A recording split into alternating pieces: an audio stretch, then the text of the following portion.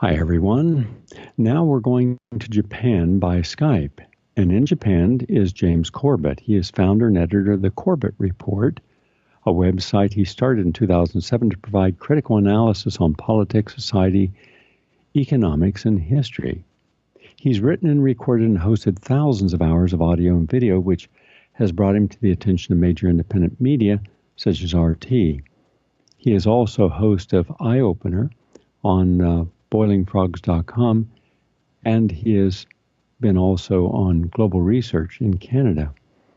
And he has done some very important documentaries, including How Big Oil Conquered the World and his Century of Enslavement, which is perhaps the best film exposing the dark history and corruption of the Federal Reserve System. His website, with his numerous podcasts and audio and video, is Corbett, that's Corbett, report.com. Nice to have you with us today, James. Thank you for having me here. It's a pleasure to talk to you. James, before we begin on your historical journey, I'd like, if you would please, to take a look back at how we got here, but this in context first. People have no idea how much debt we have. We only hear about how rich we are, how successful we are, how much money major corporations are making, how our unemployment is only 4.4% and getting lower, how those who can afford yachts now can afford the most expensive yacht in history, a 620-foot yacht. It's larger than a cruise ship. That's just for one person. And airplanes that are huge, so big they can't even land in many airports. And $100 million apartments are now common in New York on the south of Central Park. There are 6 different billionaire buildings now. Just a year ago, there was one. And so we hear about extravagance. So you would think that we are loaded. In fact, yesterday, I walked downtown, and it's called the Skyline. It's an old abandoned railroad track that a couple guys decided to turn into a beautiful park, walking park. And you get to see Manhattan, and I was counting how many new buildings there are. And there's over 100 new buildings. I'm talking about major buildings from down there up to about 72nd Street, the largest concentration of new, major, very expensive buildings. In fact, I was calling some of the buildings asking how much is a small apartment. Well, you add $1 million per bedroom. So if it's a 4-bedroom, it's $4 million. But some of the places went as high as $8 million. So who's got that kind of money? I mean, you're talking about 100 buildings with at least 100 to 200 apartments per building, some more. So you're talking about tens of thousands of people who are going to have a lot of money to buy these things, and yet they're going up very fast. I took a look at the debt. Now, here's what I found, and these are government statistics, James. The current gross domestic product, that's the total amount of all of our income, is $18.9 trillion. However, the U.S. total debt, the U.S. is $68.7 trillion. Our national debt is $19.8. The U.S. federal spending is about $4 trillion. And then we look at the local debt the communities have, and it's $1.9 trillion. They cannot pay for this. Then you have the total interest paid each year on the debt is $2.5 trillion. Someone's making that. And our total personal debt, what we as 330 million Americans owe, is $18 trillion. Our mortgage debt, which is separate from that, is $14 trillion. Our student loan debt is $1.4 trillion. Our credit card debt, $1 trillion. And then we have unfunded liabilities, $106 trillion. And the unemployment rate, the shadow statistics, is 23% minimum. The official is 4.8. We have 150 million people who are in the U.S. workforce. That's according to Pew Research. We have 10.8 millionaires, 10.8 million millionaires.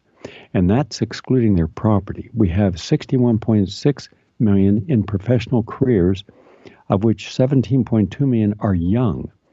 And that's from the Department of Professional Employees.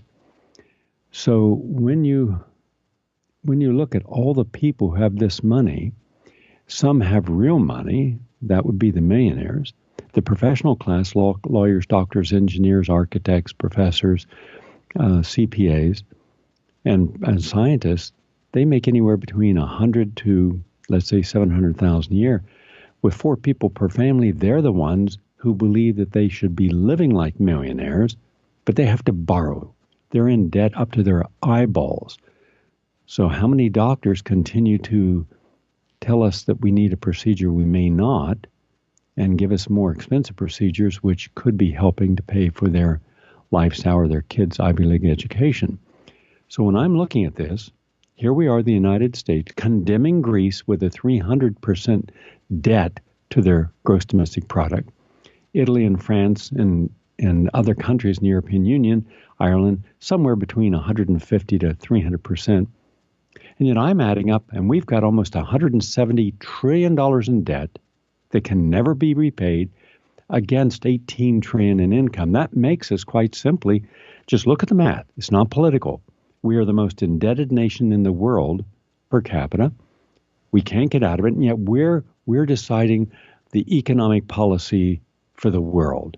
To me, this makes no sense. How did we get here? Take your time. What role does the Federal Reserve play in it? The forum is yours. Well, thank you for that wide-ranging introduction. You opened up a Pandora's box of issues that are all, as you paint there quite vividly, I think quite interconnected, but it seems quite confusing. There's so many different terms and so many different things that are going on. But I think the central point of what you bring up is the debt. It all comes back down to the issue of indebtedness.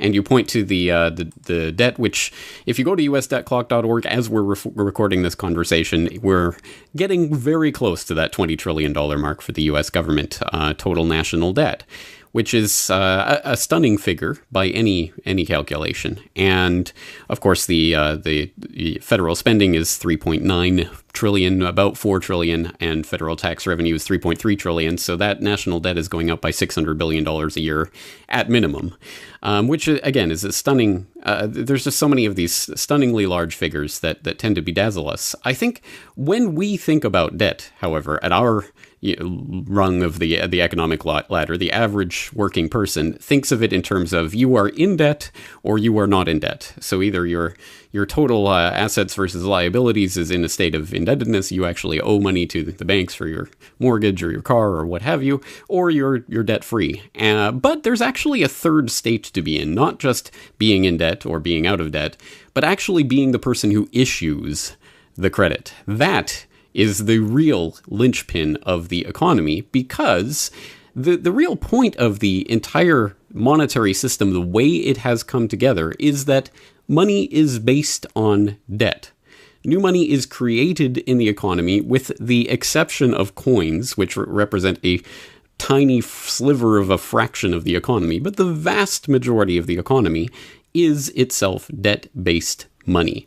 Without debt, if you were to retire all of the personal and national debt in the United States, for example, there would essentially be no money left for anyone, because the system itself is based on money. And that's something that most people don't really have their heads wrapped around, because, again, at the average working person's level of the economy, they never really have to encounter the fundamental question of what is money, and where does it come from, and who issues it, and under what conditions, and how do they profit from that. And that is really ultimately what this issue of the Federal Reserve is about, because we talk about the Federal Reserve, and at this point, I would imagine most Americans have at least heard of the Federal Reserve. They've certainly seen the Federal Reserve System stamp on their dollar bills and what have you. They've seen it written. They know vaguely that it's a central bank of some sort, but they don't really understand what it is or how it came to be. And I think, so in order to understand, well, what is the central bank? What does it do? It does serve us to understand where the concept of this central banking comes from. And the real first central bank in the vein of what we understand today was developed in Amsterdam in the 17th century. But the one that the first central bank in the United States was specifically modeled on was the Bank of England, which came together in 1694 for a very specific reason and under a very specific historical set of events. Namely, the 9 Years' War was raging in Europe. It was Louis XIV of France, basically against the rest of Europe. and King William III of England was fighting heavily against the French, and was devastated by a naval defeat that he was not expecting, and has committed his court to rebuilding the English Navy, but he doesn't have the credit for it. His coffers have been exhausted, and the bankers are not so happy about the idea of lending more money to the crown when he seems to be destroying the nation and the capital, and it all seems to be going downhill, so the bankers are quite reticent. So a banker comes up with a solution, namely, why don't we create this new bank? We'll call it the Bank of England to make it sound like a government entity, even though it's a private bank. It's a company, and it will lend £1 million to the crown, to King William, at 6% and a £5,000 management fee on top, with the right to issue the notes, i.e. issue bank notes that actually work as money in the British economy, the English economy at that time. And so, of course, King William goes for it, and he says, okay. And the details change a little bit between the initial proposal. Ultimately ends up being a £1.2 million loan. It's at 8%. They get a £4,000 management expense. But that is the model of how this first central bank came together. And they call it the Bank of England, even though it is not actually owned by the crown. It is a private company that has been created for the purpose of lending money to the crown.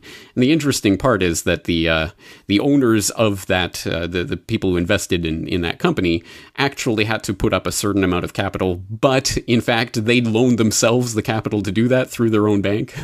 So the actual money to create the bank didn't exist until the bank was created. It's a wild story, but it really was the model, specifically the model upon which the first central bank of the United States, or the Continental Congress at that time in the 1780s, was created. There was a problem with the revolutionaries trying to fund the Revolutionary War against the British, were trying to find a way to keep their soldiers clothed and fed and armed and provisioned. So they had to issue their own currency. They called it the Continental, and as people might know, the term may have survived in term, oh, it's not worth a Continental. The Continental became worthless because it was overissued. They printed too much of it. The British had an entire counterfeiting operation to try to undermine the currency, and eventually it became useless. So they got together and they chartered a bank called the Bank of North America to be a central bank to basically oversee the debt of the newly founded United States. And they specifically modeled it on that idea of the Bank of England. The Bank of England came into being loaning £1.2 million to the crown. The Bank of North America came into being loaning $1.2 million to Congress. It was essentially the same deal. By the end of the war, once the United States had really been established, the idea of a central bank like that didn't seem to make sense to the people. Why do we need this? We're not funding a war at this point. We're not on a war footing. We don't need this entity. So the Bank of North America gets downgraded into just a regular private commercial bank, chartered by the state of Pennsylvania, and is no longer a central bank. But that's the idea. And that idea is picked up on by, of course, Alexander Hamilton, who says that, he is the first Treasury Secretary under President Washington, of course, and he thinks this will be a great idea. What we need is to create a national debt and secure that national debt through taxation. This is the way we're going to found the country. This is the way we're going to build up a great industrial base. This is the way we're going to make America great for the first time, I suppose. If he was trying to put something on a red cap for a presidential run, I'm sure that would be it, to make America great. So that was his idea. We need a national debt, and we're going to secure it through this bank that we're going to create. We're going to create a central bank. Now, Jefferson and Madison are quite opposed to this. Thomas Jefferson writing quite scathing and eloquent exposés of this idea of a national debt, of a central bank. He says, the spirit of war and indictment since the modern theory of the perpetuation of debt has drenched the earth with blood and crushed its inhabitants under burdens ever accumulating. But ultimately, Hamilton won that debate. He got the ear of Washington, and the first Bank of the United States was chartered in 1791, again to secure that debt of the national government and to operate it. But again, as a private entity, it had private shareholders, including some actual Englishmen, which is kind of ironic, considering, of course, they had just fought this great Revolutionary War to become an independent nation, but they have Englishmen securing the debt of the newly founded United States. Isn't that a bit strange? And a lot of people did find that strange. And there was...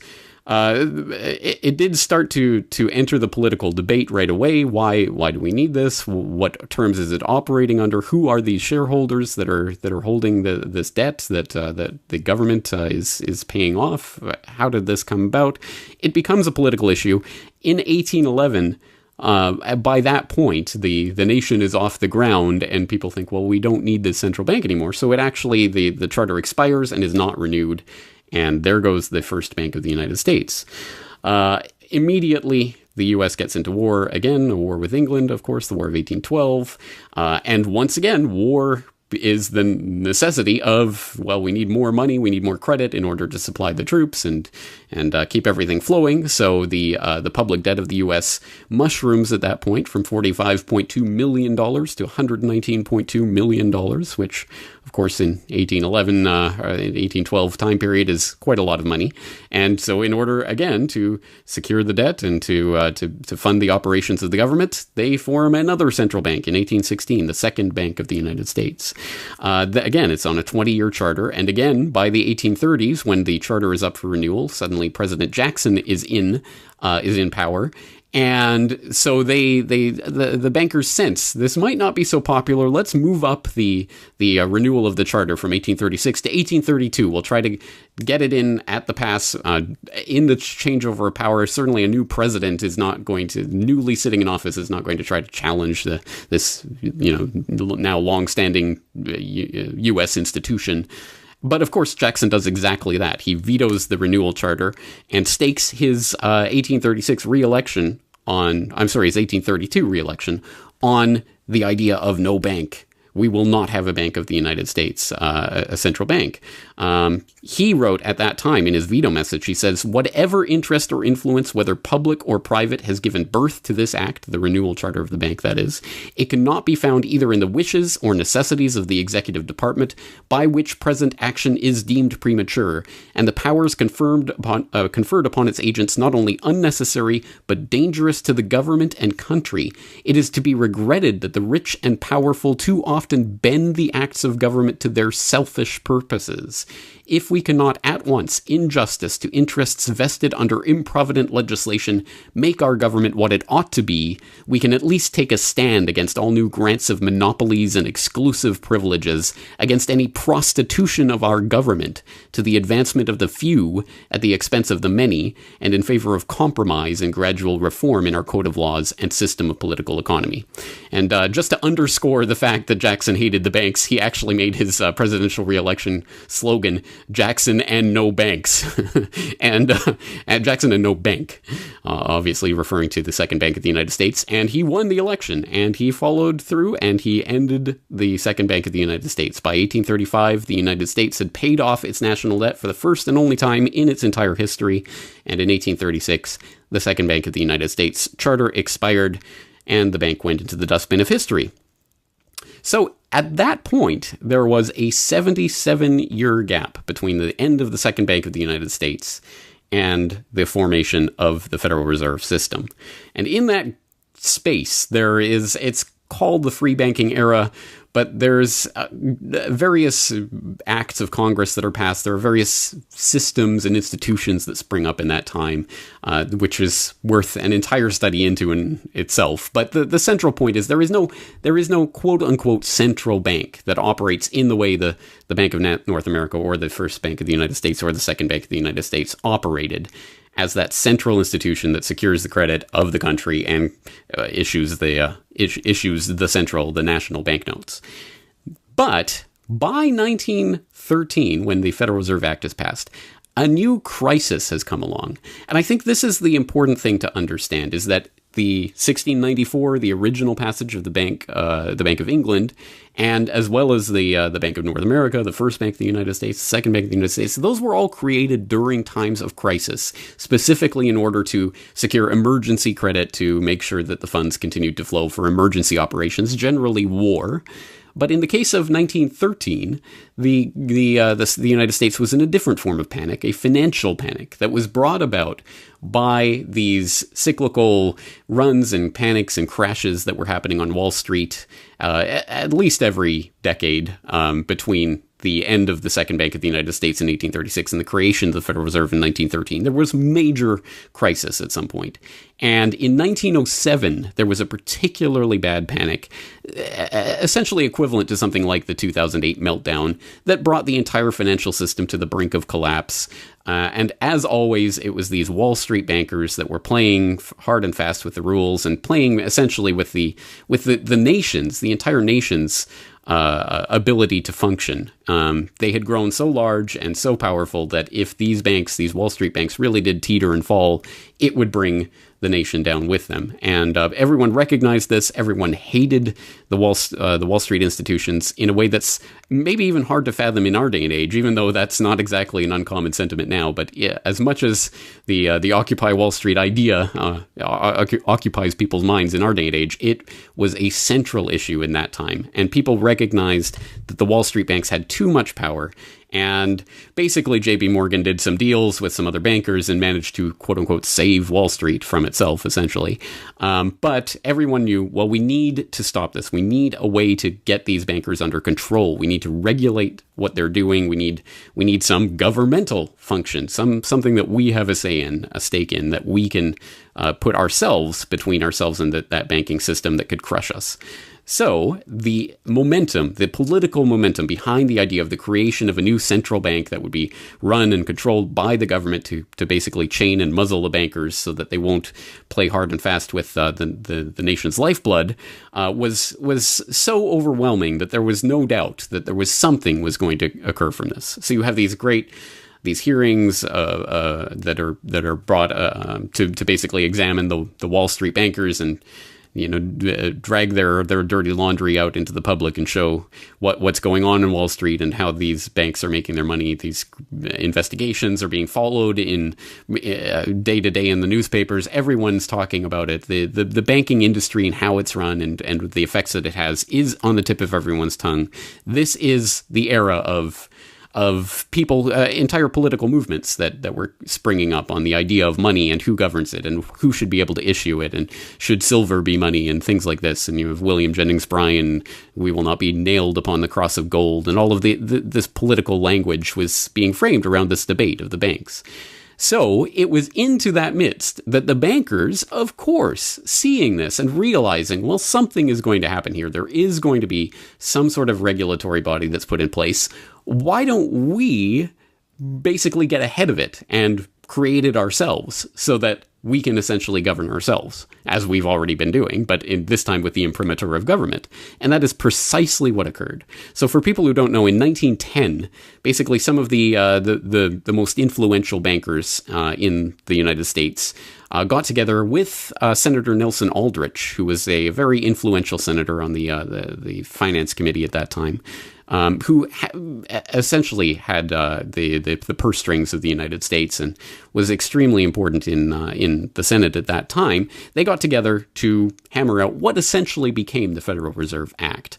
And they did so, of course, in complete and utter secrecy, because as one of the conspirators admitted 25 years after the fact in the Saturday Evening Post when he was writing about it decades later, he said, "We were absolutely certain to make sure that we were not discovered, because if the public found out that we were the ones who were planning this, of course they wouldn't go for it."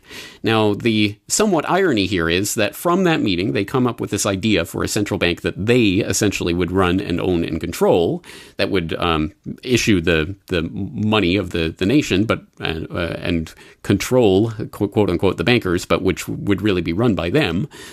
They came out with this plan. It was the Aldrich plan. And of course, Nelson Aldrich took it back to the Senate and tried to get it passed. And ultimately it failed. But the plan basically got revised a little bit here and there and taken up by a couple of other members of Congress and was eventually passed in 1913. So essentially, the Federal Reserve Act did come from that secret meeting, which was the bankers conspiring about how to, quote unquote, regulate themselves. Does this sound familiar to anyone? And that is the kernel, the basis for the Federal Reserve System, where it comes from. And that's how we have to understand this system. Now, when you get into the question of ownership, who owns the Federal Reserve is a common question that people like to ask. But it's not so much about ownership. They purposefully made this institution somewhat difficult to, somewhat opaque in terms of its structure. Technically, it's broken into three branches. You have the Board of Governors, which is appointed by the President and Congress. So it does have that governmental imprimatur on it. But it also has these regional reserve banks, the Federal Reserve Bank of New York, the Federal Reserve Bank of St. Louis, the Federal Reserve Bank of Chicago, etc. There's 12 of these regional banks. And those banks are, in fact, private corporations that are owned, essentially, by the member banks themselves. They are shareholders in those regional banks.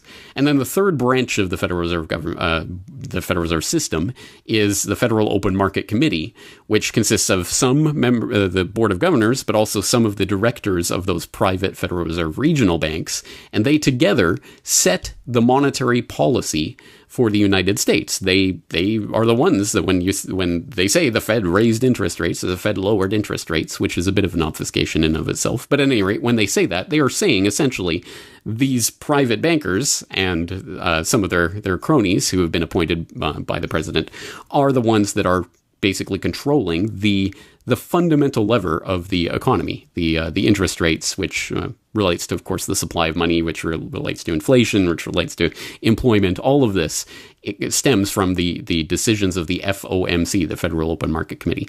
So rather than a question of ownership, who owns the Federal Reserve System, it is the question of control. Who controls the Federal Reserve System, and as a result, the economy itself? And the answer is essentially it is the bankers themselves that are running the entire economy. And they are the ones who are creating the debt, which is itself the money that we refer to. When we talk about money, we are generally talking about debt that is created by bankers and owed back to the banks at interest to the banks. It's a great job if you're a banker, in which you get to create money essentially out of nothing, out of people's promises to pay, essentially, and you get to charge interest on that. And you make money whether the economy is expanding, everything's going well, you're giving lots of credit, there's lots of people taking credit, there's lots of loans being created, lots of money being created, which means more people are going to be paying you back eventually.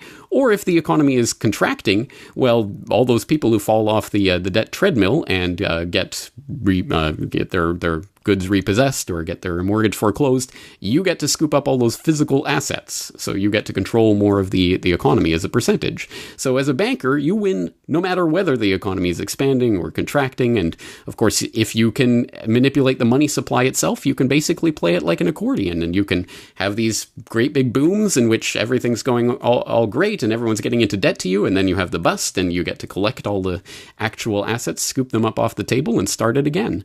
And that is essentially the system as it functions.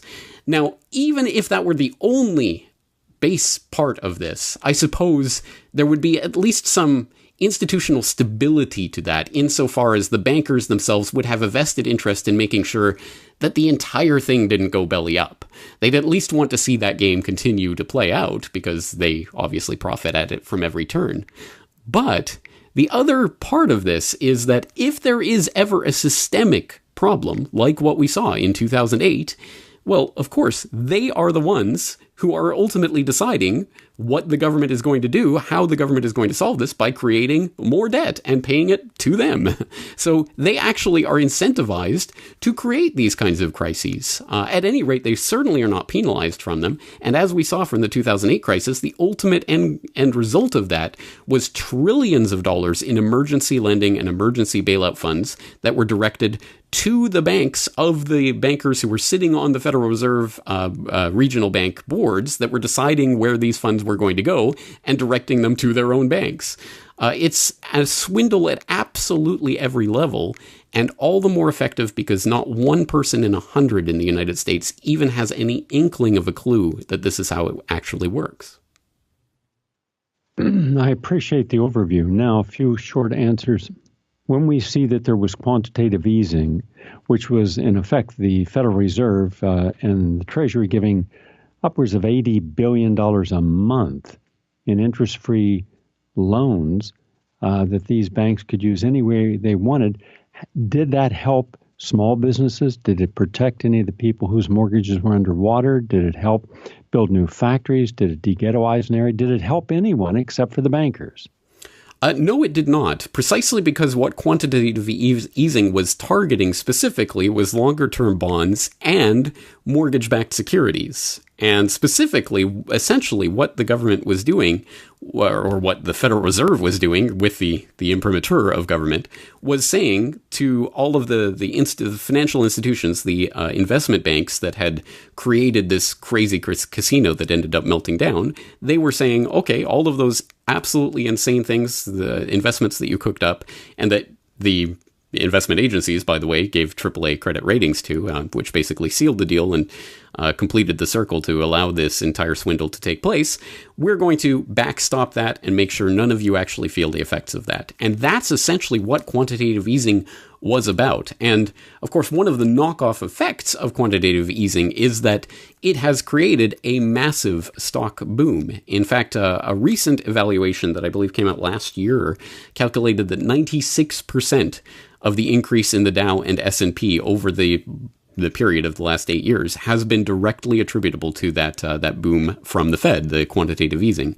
So it has had a knock-on effect on the economy generally, and a rising stock market generally portends rising valuations, which generally means rising shareholder dividends and knock-on effects through the economy. So in some kind of third or fourth order way, you could say that this has created some boon to Main Street, as it were, although not as much as usual, actually, because in recent years, actual mom-and-pop investors have slipped down below 50% of the overall stock market in the United States. So for the first time, I think, in history, the vast majority of holders of stock are, in fact, institutional investors. So not even those kinds of dividends are actually trickling down as much as they used to. But at some point, at any rate, things didn't melt down as bad as they would have if the financial system had completely seized. So everyone thinks, well, I mean, it could have been worse. It didn't. It kind of avoided tragedy. But that obscures the point that the real and absolute base level of this bailout and what it accomplished was not just the saving of given financial institutions, but really lifting them into record profits. I mean, it has to be kept in mind that in the years directly preceding this, as a direct result of this emergency lending and these bailouts and the extra incentivization for these financial institutions to park their reserves at the Fed, they actually received dividends in the form of record profits, which is again, total madness, the absolute opposite of what should have happened in anything resembling a system of justice. But that is ultimately what ended up accruing. And I think the scale of the profits that have accrued to the very institutions that created the mess versus the, I suppose you could say, slight trickle-down kind of effects that may have benefited some people on Main Street, that discrepancy really needs to be looked at twice or three or four times, especially because that stock market bubble that's been run up as a result of the quantitative easing boom is inevitably going to pop at some point. And when that happens, I think we'll really see what the effects of this quantitative easing era was all about. We have a duopoly here. We have both parties supporting the banks, supporting the Federal Reserve, supporting their chairman, supporting the Treasury Secretary. It doesn't matter whether it's conservative or liberal who are in power. They're all in it together. But we also, at the same time, have over 240 million Americans who are struggling, who cannot go 2 weeks without pay, and they would be insolvent. We have an actual homeless rate of almost 28 million Americans. We're only counting people who are officially in shelters, and that's a tiny, tiny percentage of the people. We're not looking at the bubble in the equity market. It's being recommended, get your money into the stock market. It's just going to keep going up. We're not looking at the bubble in student loans, car payments, credit cards, or now they've reinflated the real estate market. Just in California, in one county, property values went from an average home, not your mansions, not your big condos, not your just regular homes, from around $247,000 up to almost $700,000. A huge increase. You're talking about almost 150% increase. Normally, it's 1% per year, and here we have just in the last 4 years. So we're living in a bubble economy. Then we have this phenomenon. I was speaking with someone I know who is a professional, and they said that they are up to their eyeballs in debt because they want their kids to go to Ivy League schools, and they had to put them in private schools, and they want to show appearances. And this person said, I can't tell you the stress I live under every day, because I don't know when I'm going to be able to make the payments and how much I can make. So that's not the only person who is living beyond their means, all encouraged by this. Then we get a Ron Paul, Bernie Sanders audit the Fed, and we find out that Goldman Sachs got $800 billion, that Citicorp got $2.2 trillion, and the Bank of America got over $2 trillion. All added up, it was over $16 trillion, all in secret. None of this was made public, that they got, but we didn't get anything. We didn't get money for infrastructure. We got nothing. No universal health care. So my final question for you is this. Corporate America is trillions of dollars into debt. We have one monopoly after another, one trust after another, one big corporation buying another big corporation or merging. Like, right now it's Time Warner with Comcast. And so when you look at the mergers, well, the bigger the merger, the less competition. So it's becoming more and more difficult for a small person to stay in business. When I was walking downtown yesterday, I counted dozens and dozens of closed stores. No one's talking about the loss of all these businesses that have been there, some for decades, and the employees that work there, and what it meant to the neighborhood, the mauling of America on the Upper West Side. You have all the banks and drugstores and mall stores, but where are the mom and pop stores? They can't afford the rent. So we're not looking at the fundamentals. We're being told the fundamentals are fine. You can't have this many people out of work. You can't have 96 million people minimally, according to the government, out of work or part-time working, and then say you've got a 4.8% unemployment rate. No, you got between a 25 and 28% unemployment rate. You can't say that the economy is really booming and have over 100 million Americans who don't have $500 that they could put their hands on in any given week. You don't have 48 million people on food stamps, and you have over 1/3 of all homeowners who are now underwater in their mortgages.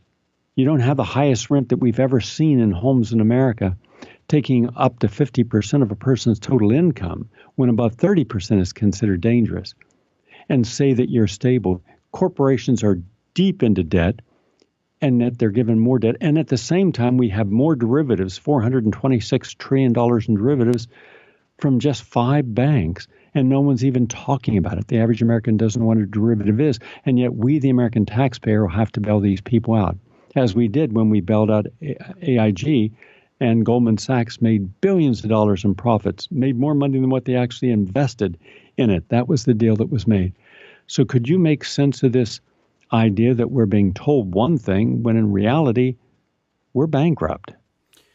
Well, I think it makes perfect sense of why the economic reality can never really be outwardly stated, is because it has reached a point at which we are looking at world historical levels. When you look throughout history, the income inequality argument generally is identifying something, but generally populations throughout history have been able to live with a degree of economic inequality between the people at the bottom and the people at the top, so long as the inequality is not so great, and also the idea of elasticity, that you can move up that ladder, or some of the people at the top may come down that ladder, and there's some elasticity in that. When you reach this level where you have hundreds of millions of people that are now clinging on for dear life to the middle class or even the working poor, then there clearly is a point at which you start to reach French Revolutionary type levels, where the peasants literally simply cannot pay their seigniorage and ultimately end up chopping the king's head off. I think we are coming towards that level of inequality and that sort of institutional level. But I think the better way to frame that, rather than simply inequality, is centralization versus decentralization. And I think what we are experiencing is the end result of a system that itself is predicated on centralization. Central banks that centrally direct interest rates that pertain throughout the economy, because everything's wedded into this Federal Reserve System, and that essentially is central coordination. And the closer you are to those central coordinating bodies, either as a bank that is a member of the Federal Reserve System, or as a major corporate conglomerate that has direct access to that spigot of credit, you're going to be the beneficiaries of that, and the people further down that ladder are basically never going to experience the good effects of it, if you will. And that centralization just gets more and more and more and more consolidated into fewer and fewer hands until you reach the point that we're living at right now. Of course, the real point of this world historical revolutionary time that we're living through is, well, then what happens on the other side? What are people motivated by, and what should they actually be looking for out of this? And I think if what we are experiencing is the ultimate logical extension of centralization, then clearly decentralization, disintermediation of this system of control in a very few hands that are controlling entire industries, entire economies, clearly has to change. And amazingly enough, we are also living through world historical revolutionary times in terms of the technology that would allow, for the first time in human history, the true disintermediation of that financial system into the hands of everyday people. Right now, through peer-to-peer technologies, decentralization and disintermediation of every function of the banking system, at least every major function that the average working person would need to access, is in people's hands right now, is actually functioning. You can decentralize and disintermediate deposits and loans and funds transfers, international funds transfers if necessary, and foreign currency exchanges. All of this is being done through various peer-to-peer technologies that really truly do threaten to make the banking system as it exists irrelevant, which is a really mind-boggling idea. But once again, not one person in 100 really knows of all of these opportunities, let alone understands that this represents the kind of the opposite to the direction that we've been going in, and the sort of base of the problems that we're living through. So the other possibility, of course, is that we do go through some sort of maybe a French Revolutionary Redux, where people take their anger out on a certain political target or on certain banking interests that they see as the problem, only to reinstitute a system that ultimately leads us to the same spot or even worse. So I think that's really what we're living through right now, is a battle for the soul of where this is going, because clearly the hundreds of millions of people in the United States and billions around the world ultimately who are being squeezed, trying to, as the bankers basically try to squeeze blood from the stone, at a certain point that will change, that will revolt, that will lead to revolution. But the question is, what will that revolution look like, and what will emerge on the other side?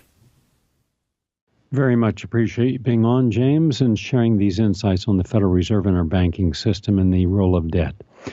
I appreciate it. Thank you. Thank you for having me on. And James Corbett's website is corbettreport.com, where you can get all of this information, and there's a lot of it. I'm Gary Null. Thank you all for listening. Look forward to sharing more tomorrow. Have a nice day, everyone.